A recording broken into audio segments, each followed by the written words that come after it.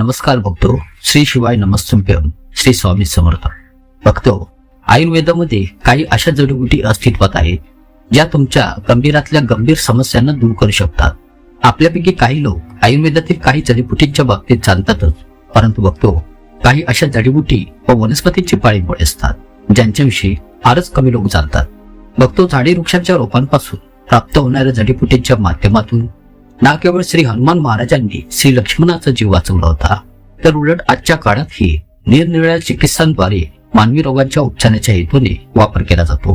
आणि एवढेच नव्हे तर जंगलामध्ये स्वतःहून आपोआपच उगून येणारी काही औषधीय रोपेही त्यांच्यातील अस्तित्वात असलेल्या अद्भुत गुणांच्या कारणांमुळे लोकांकडून यांची आजही पूजा अर्चना केली जात आहे. जसे की तुळशी, पिंपळ, रुईचे झाड, वटवृक्ष, तसेच नीम व शमी इत्यादी वगैरे.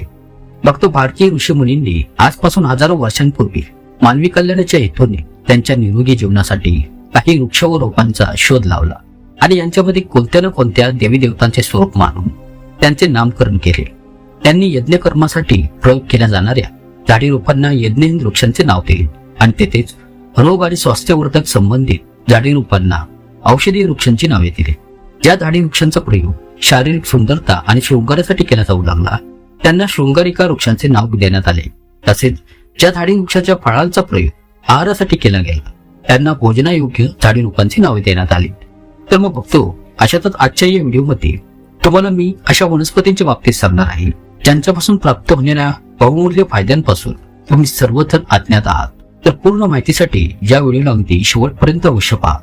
फक्त तुम्ही या वनस्पतीला कुठे ना कुठेतरी नक्कीच पाहिली असेल, परंतु यास तुम्ही निश्चितच दुर्लक्षित केले असेल, कारण की तुम्हाला याची योग्य माहितीची प्राप्ती नाही, ज्यामुळे तुम्ही या वनस्पतीस एक साधारण रूप समजून बसता. याचे कारण हे आहे की या वनस्पतीस उगवले जात नाही, तर उलट ही आपोआपच उगवून येते आणि तुम्हाला अगदी सहजतेने कुठे सापडत जाईल. यात तर मग वेळ न दवडता जाणून घेऊयात या धार्मिक, आयुर्वेदिक, औषधीय गुणांनी परिपूर्ण असलेली जडीबुटीच्या वनस्पतीचे नाव. यासोबत हेही जाणून घेणार आहोत याचा उपयोग आणि फायद्यांच्या बाबतीत. बघतो, याचे नाव आहे पळस.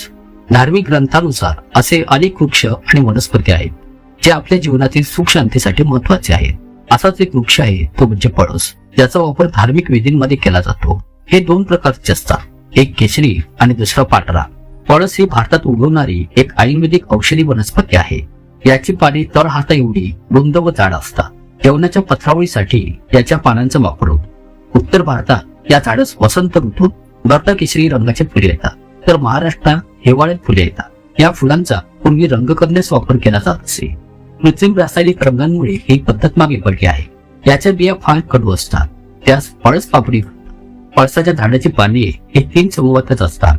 यावरून पळसाला पाने 3 अशी मराठी म्हण रूढ झालेली आहे.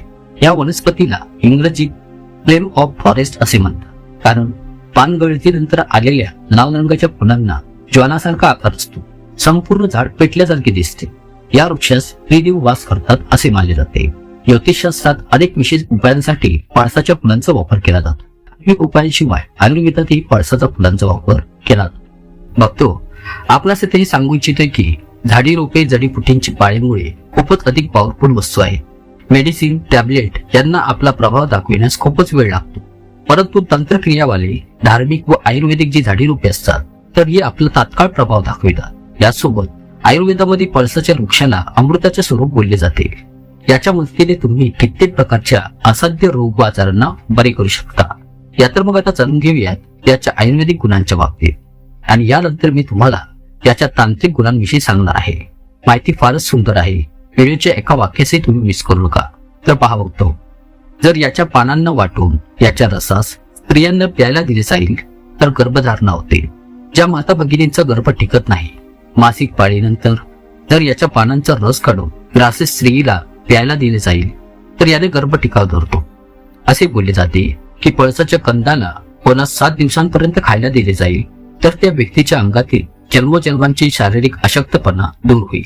जर वृद्धावस्थेमुळे किंवा मग शरीरातील आजारपणांमुळे अशक्तपणा आले नसेल आणि तुम्ही इच्छिताय की तुमचा हा अशक्तपणा लवकरात लवकर दूर व्हावा आणि तुमच्या अंगात ताकद वाढावी, तसेच जर तुम्हाला कायम थकलेले वाटत असेल तर अशा सर्व समस्यांतून सुटका मिळवू इच्छिताय तर 7 दिवसांपर्यंत पळसाच्या कंदाला थोड्या थोड्या मात्रेत खाण्यास सुरुवात करा. असे केल्याने मग शरीरात कसलाही अशक्तपणा असो, कमकुवतपणा असो, तो निश्चितच दूर होतो.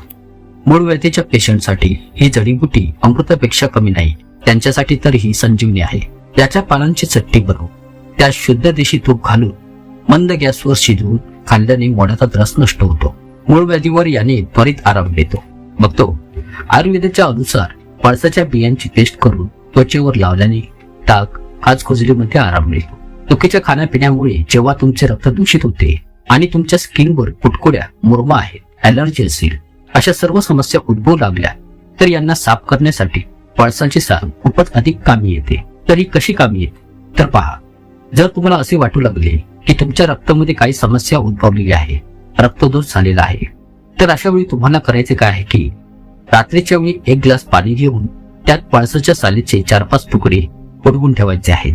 सकाळी या सालीस बारीक वाटून घेऊन या मिश्रणास स्वच्छ कपड्यावर ठेवून या वाटलेल्या मिश्रणावर ओतून ते पाणी कपड्याने गाळून घ्यायचे आहे आणि या पाण्यास सकाळी रिकामी अंशीपोटी प्यायचे आहे.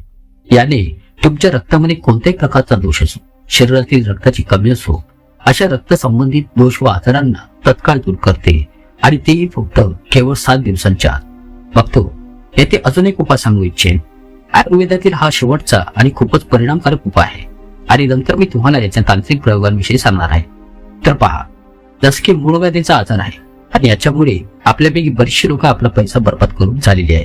तर काही वेळा आपल्या शरीराच्या आतील भागातील जो मूळव्याध मोड असतो आणि जर तुम्ही इच्छित आहे की असहनीय मूळव्याधीच्या त्रासापासून तुम्हाला तत्काळ सुटका मिळावी, तर मग ही जी पळसाची फुले असतात, तर या पळसाच्या कमीत कमी 20 फुलांना 1 ग्लास पाण्यामध्ये उकळून घेऊ, त्या पाण्यास गाळून घेऊ सकाळ संध्याकाळ रिकामी पोटी चायप्रमाणे प्यायला सुरुवात करा. केवळ 3 दिवसांतच तुम्हाला याचा प्रभावशाली लाभ पाहण्यास मिळेल. या उपायास केल्याने जो रक्त मोडणारा मूळव्याधीचा मोडाचा त्रास आहे तो दूर होतो आणि बाहेरील मत्स्यवाला जो मूळव्याध असतो त्यापासून सुटका मिळवण्यासाठी हा प्रयोग तुम्ही जरूर करा. पळसाच्या फुलांना उन्हात वाळवून घेऊन त्यांची पावडर बनवून घ्या आणि या पावडरीमध्ये 2-3 भीमसेनी कापराच्या वड्या बारीक करून मिसळून घ्या आणि त्यामध्ये थोडे पाणी मिसळून आपल्या गरजेनुसार पेस्ट तयार करून घ्या आणि जे पाईल्स व चेहऱ्यावरील चामखीळ असतात तेथील स्थानी लावण्यास सुरुवात करा. याने पाईल्सवरील शरीरातील कोणत्याही स्थानी असलेले चामखीळ गळून पडतात. बघतो आतापर्यंत तुम्ही याची ओळख व आयुर्वेदिक गुणांच्या बाबतीत जाणून घेतले. आता जरा तुम्ही याच्या धार्मिक व तांत्रिक ताकदींच्या बाबतीत जाणून घ्या. बघतो पळस म्हणजे पवित्र पाने आणि या झाडाला हिंदू धर्मात महत्वाचे स्थान आहे. हिंदू धर्मातील धार्मिक विधींमध्ये पळसाची पाने, लाकूड आणि फुले वापरली जातात. हिंदू मान्यतेनुसार पळस वृक्षाची उत्पत्ती सोमरसात बुडलेल्या गरुडाच्या पडलेल्या पेसापासून झाली. पळस वृक्षाबद्दल एक आख्यायिका आहे ज्यामध्ये देवी पार्वतीने ब्रह्मदेवांना पळस वृक्ष होण्याचा शाप दिला होता. या झाडाचे धार्मिक महत्व त्याच्या पानांच्या 3 निर्मितीपासून सुरू होते. पानाच्या मध्यभागी भगवान विष्णू, डाव्या बाजूला ब्रह्मा आणि उजवा भाग म्हणजे महादेवाचे प्रतिनिधित्व करतो. शास्त्रात पळस वृक्षाला देवांचा खजिना म्हटले आहे. तसेच ते चंद्राचे प्रतीकही मानले जाते कारण त्याच्या फुलाच्या मध्यभागी चंद्राचे सुंदर दृश्य दिसते. पांढऱ्या पळसाची फुले व पाने आणि साल भगवान शंकराला अतिप्रिय आहे अशी धार्मिक श्रद्धा आहे. याच्या फुलांचा उपयोग केवळ देवाच्या शृंगारासाठीच केला जात नाही तर त्याची पाने आणि फुलांनी महाकालीलाही अभिषेक केला जातो. बघतो हवन कुंडात पळस वापरतात. हिंदू यज्ञात हवनासाठी पळसाच्या सुक्या डाळ्या आणि काठ्या वापरल्या जातात.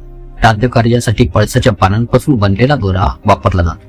पळसाच्या पानात देवाला अर्पण केलेला हा सोन्याच्या पात्रात अर्पण केल्या जाणाऱ्या प्रसादासारखाच असतो असे मानले जाते. पळसाचे पान सोन्यासारखे मानले जाते. यज्ञ आणि हवनात पळसाची पाने वापरली जातात.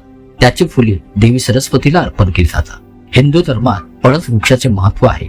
जसे तुळशी, आंबा आणि बेलपत्राचे महत्व आहे त्याप्रमाणे पळसाच्या लाकूड, फुले, पाने यांचेही महत्व आहे. फक्त या वृक्षामध्ये साक्षात श्रीहरी विष्णू अवतार श्रीकृष्णाचा वास असतो आणि भगवान श्री धन्वंतरी देवतेचाही वास मानला जातो. वेद पौराणिक शास्त्रांच्या अनुसार पळसाच्या वृक्षास खूपच शुभ मानले जाते. असे बोलले जाते की सफेद पळसाची फुले श्री लक्ष्मी मातेला वाहिल्याने लक्ष्मी अत्यंत प्रसन्न होते. या तर मग आता जाणून घेऊयात पळसाच्या फुलांचे काही असे प्रयोग जे धन आणि स्वास्थ्यासंबंधीच्या सर्व परेशानींना दूर करतील. फक्त पळसाच्या रोपास आपल्या घरी लावल्याने त्या घरात लक्ष्मीचा वास होतो आणि ब्रह्मा, विष्णू व महेश यांची कृपा बनून राहते. जाणून घेऊयात पळसाच्या फुलाचे उपाय.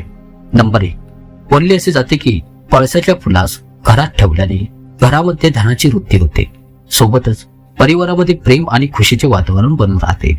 शास्त्रानुसार असा सल्ला देण्यात येतो की शुक्रवारच्या दिवशी पळसाच्या वृक्षास व फुलास नुकसान पोचवू नये. तसेच या दिवशी लक्ष्मीला सफेद पळसाचे फूल अर्पण करा. असे केल्याने घरामध्ये सुख शांती बनून राहते. नंबर 2, जर तुम्ही पळसाच्या फुलासोबत आपल्या घराच्या तिजोरीमध्ये एक अखंड हळदीची गाठ ठेवता तर तुमच्यावर लक्ष्मीची कृपा बनून राहील आणि हे तुम्हाला गुरुवारच्या दिवशी करायचे आहे.